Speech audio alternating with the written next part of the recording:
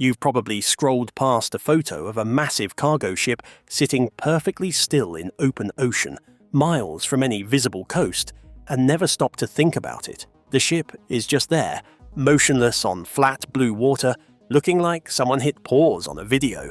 But if you did stop to think about it, the question becomes obvious and slightly disturbing. The ocean in the middle of a major shipping lane can be 12,000 feet deep. That's over 2 miles of water beneath the hull. The anchor on a cargo ship might weigh 30,000 pounds, but the chain attached to it isn't infinite. So where exactly does that anchor go when it drops? Does it just dangle somewhere in the dark water column, thousands of feet above the sea floor? What's actually keeping the ship from drifting away the moment the current changes direction or a storm rolls through? The answer changes how you understand what anchoring actually is, and it turns out the thing you think is doing the work isn't doing most of the work at all. Most people carry around a mental image of how anchors work that comes from cartoons, tattoos, and old sailing ship illustrations. A hook-shaped piece of metal biting into the sea floor, holding a ship in place the way a tent stake holds a tent.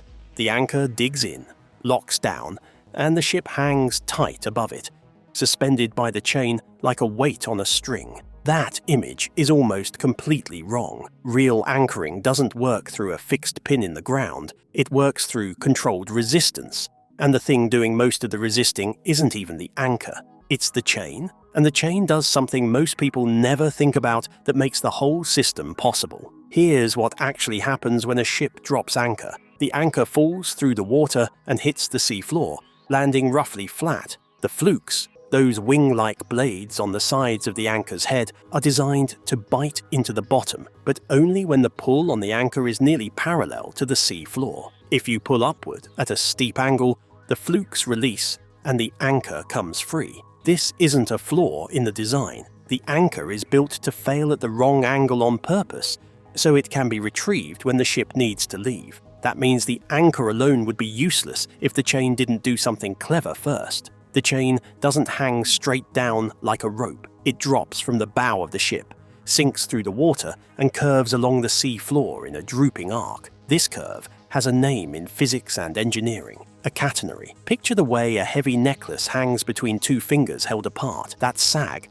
that gentle droop, is a catenary curve, and the mathematics of that shape mean the horizontal tension at the point where the chain meets the seafloor is nearly zero. The anchor only ever feels a sideways tug, never a lift. The flukes dig in sideways, bite into sand or mud, and hold. But they're not holding the ship directly.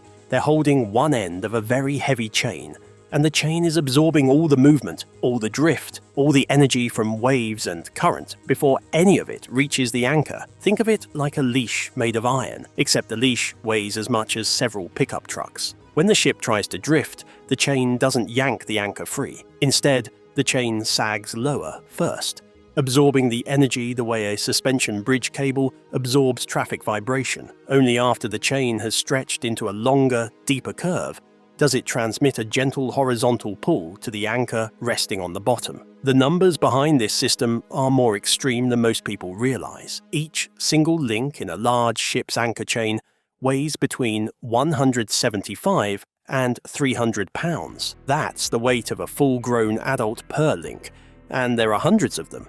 A supertanker's complete anchor chain can weigh over 100 tons, heavier than 10 adult elephants, and its entire job is to droop correctly. The ratio of chain length to water depth is called the scope ratio, and getting it right is what makes anchoring work. In calm water, sailors aim for a scope of 5:1 or 7:1, meaning 5 to 7 feet of chain for every foot of water depth. In rough weather or strong currents, you want 10:1. So if you're anchoring in 100 feet of water during a storm, you need 1,000 feet of chain lying in a heavy curve on the sea floor. This is why anchored ships swing in wide, lazy circles when the wind shifts direction. They're not stuck in place like a car in a parking spot. They're tethered on a very long, very heavy leash, and the whole system rotates around the anchor point as conditions change. The ship might move hundreds of feet laterally, while staying anchored, tracing a circle whose radius is determined by how much chain is out. But this raises the obvious question about those photos of ships sitting still in the middle of the ocean, far from land, where the water depth isn't 100 feet, but potentially thousands of feet. What happens then? Here's the part that rewires how you think about those images. Ships don't anchor in truly deep water. They can't. No chain is long enough to maintain the proper scope ratio in water that's a mile or two deep, and even if it were, the weight would be impossible to recover. The windlass, the mechanical system that retrieves the chain, can't handle that much mass. Anchoring and mooring are two completely different operations that get confused because they both involve a ship staying still. Anchoring means the ship carries its own gear, drops it temporarily when needed, and retrieves it later. This works in depths up to a few hundred feet, sometimes pushing 1,000 in emergencies. But that's the practical limit. Mooring is different. Mooring means permanent infrastructure is already installed on the seafloor. Massive concrete blocks weighing hundreds of tons, steel piles driven deep into the bottom, or purpose-built anchors far larger than anything a ship could carry, all connected by heavy chain to a buoy floating on the surface. The ship arrives and ties up to the buoy. It's not carrying the anchoring equipment. The hardware was placed there specifically for that location, engineered to handle the local conditions and the ships that will use it. Most of those dramatic photos of ships sitting motionless in open ocean show vessels that are moored, not anchored. Different system, different physics, different scale entirely. The infrastructure holding them in place might have been installed by specialized ships months or years earlier, and it stays there permanently while ships come and go. Then there's the third option, which sounds like science fiction, but is completely real and increasingly common. Advanced offshore vessels,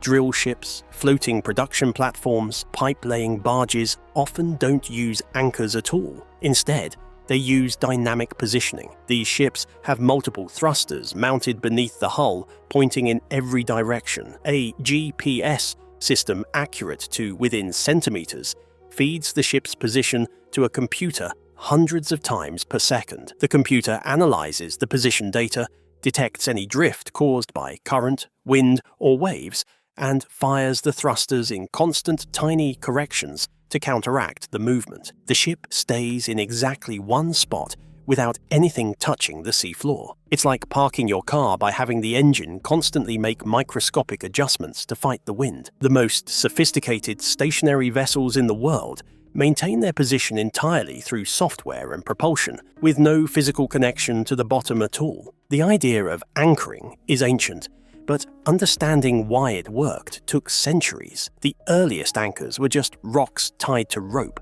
heavy, brutal, frequently useless. Greek sailors used baskets packed with stones, reasoning that heavier meant better holding power, which was partially correct, but missed the key variable entirely. Around 400 to 500 BC, Greek and Roman sailors started adding a crossbar called a stock to the anchor shaft. The stock's job was simple but transformative. It made the anchor fall correctly every single time, with the flukes facing down when it hit the seafloor.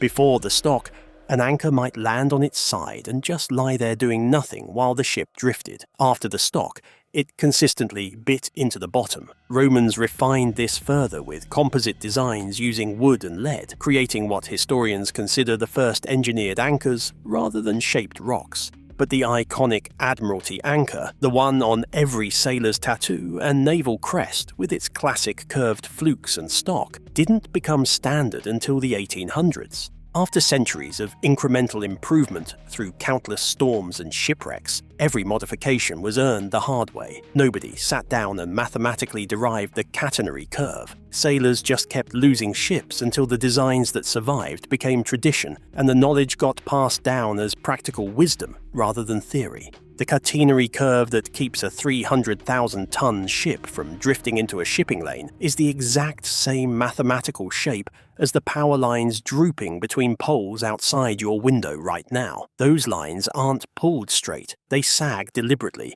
and that sag is where their strength lives. Suspension bridge cables hang in catenary curves between their towers. The Golden Gate Bridge, the Brooklyn Bridge. Every major suspension bridge uses this shape. The cables aren't pulled taut, They droop, and that droop distributes the load in a way that makes the structure work. A hammock is a catenary. You're lying in anchor physics every time you use one. Playground swings at rest hang in catenary curves. The buoy you swim out to at the beach is held by a small anchor, using the exact same flat-angle bite principle as a supertanker's anchor, just scaled down to something a diver can adjust by hand. Offshore oil platforms use 6 to 12 mooring lines radiating outward in a star pattern, each one a catenary, collectively holding a structure the size of a city block against open ocean conditions. Cruise ships waiting outside congested ports anchor in 100 to 200 feet of water, while passengers eat breakfast with no idea the ship isn't at a dock. The fiber optic cables on the seafloor carrying most of the world's internet traffic are weighted and draped in catenary curves to prevent stress concentrations that could break the connection. River barges anchor upstream and let the current press them gently against the chain tension, using the flow of the water to help hold position. One theory under active development involves space tethers, long cables connecting satellites to lower masses, using catenary geometry in orbit to maintain relative position without burning thruster fuel. The same curve, the same physics. Everywhere from the seafloor to space. But anchoring fails, and this is the part the postcard photos never show you. Anchor drag, where the anchor breaks free and the ship begins drifting silently, happens in storms, in poor seafloor conditions, when the scope is too short, or when the seabed is the wrong type. Sand holds well, hard mud is variable. Weed is treacherous because the flukes can't penetrate it. Rock is nearly useless since the anchor can't bite into something it can't dig into. A cargo ship worth $200 million can begin slowly drifting toward a reef at 3 in the morning because the anchor found a patch of kelp instead of sand. The consequences scale with the vessel. A 900-foot container ship dragging anchor in a crowded harbor doesn't just risk its own hull. It becomes a battering ram weighing 50,000 tons with no brakes, drifting through anchorages where dozens of other ships are moored in tight patterns. In 2018,